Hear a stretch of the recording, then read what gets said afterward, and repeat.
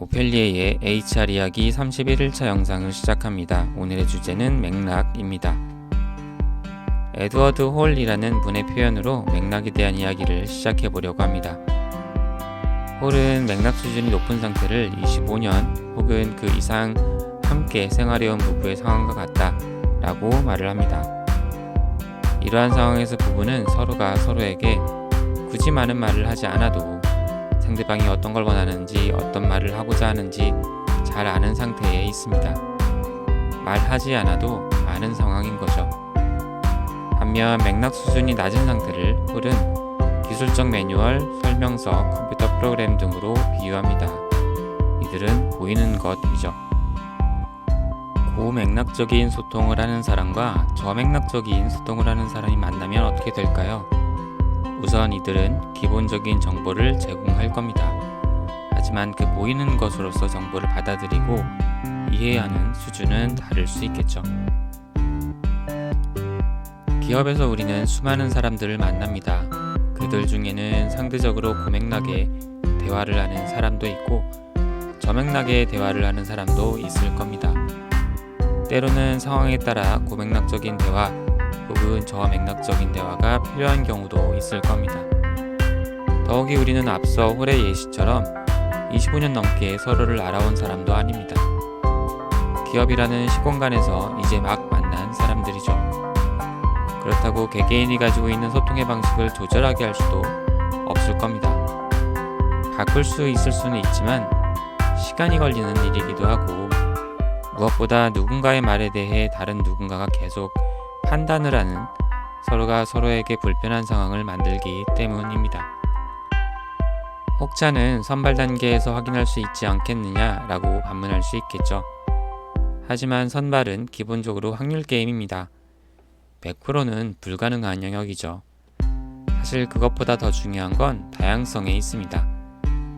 우리는 다름이 기존에 우리가 알지 못했던 새로운 생각, 가치로 연결될 수 있음을 잘 알고 있습니다. 이제 우리는 어떻게 해야 할까요? 어떻게 해야 맥락을 잘 전달하고 받아들일 수 있을까요? 이 질문에 대해 제가 드리는 답은 나 자신을 이해하는 것입니다. 우리 자신이 상대적으로 고맥락의 대화를 하는 유형인지 혹은 저맥락의 대화를 하는 유형인지를 이해하는 것입니다. 자기 이해를 기반으로 우리는 비로소 상대방의 맥락을 온전히 이해할 가능성을 높일 수 있습니다. 우리 자신이 고맥락의 대화를 하는 경향이 있다면 상대방이 우리들이 하는 말을 온전히 이해할 수 있도록 우리들의 말을 저맥락적인 방식으로 이야기하려 노력할 수 있을 겁니다. 그리고 여기에서 한 발 더 나아가 자기 자신에 대한 이해를 바탕으로 그 이해를 솔직하게 공유하는 것을 이야기 드리고 싶습니다. 처음 만나는 동료와 대화를 하기 전에 자신의 소통 스타일을 이야기함으로써 대화의 과정에서 혹시나 발생할 수 있는 오해를 줄일 수 있으리라 생각합니다. 사회생활을 하면서 몇 번의 이직을 했었고 그때마다 새로운 사람들을 만나 일을 해왔습니다. 기존에 만난 적 없던 사람들이지만 동시에 지금 당장 함께 일을 해야 하는 사람들이기도 합니다. 이때마다 제가 가장 먼저 했던 건 티타임이었습니다.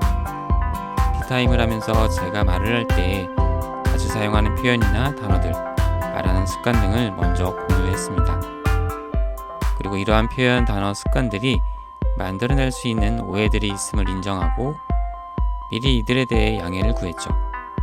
아울러 저 역시 조심하고 있다는 말과 함께 말이죠. 대화에 있어 맥락을 온전히 교환하는 일은 소통의 본질이라고 말할 수 있습니다. 특히 기업이라는 공동의 목표를 향해 함께 모여 일하는 시공간에서 맥락을 온전히 교환하는 것은 효율성과 효과성에 있어 중요한 요소라고 할 수 있습니다. 그 맥락을 온전히 교환하는 방법론, 그 기반으로서 이번 영상에서는 자기 이해를 제안합니다. 보다 온전히 맥락을 전달하는 대화로서 소통에 대한 독자분들의 나름의 방법론이 있으신가요? 있으시다면 간단히 댓글로 공유를 부탁드립니다.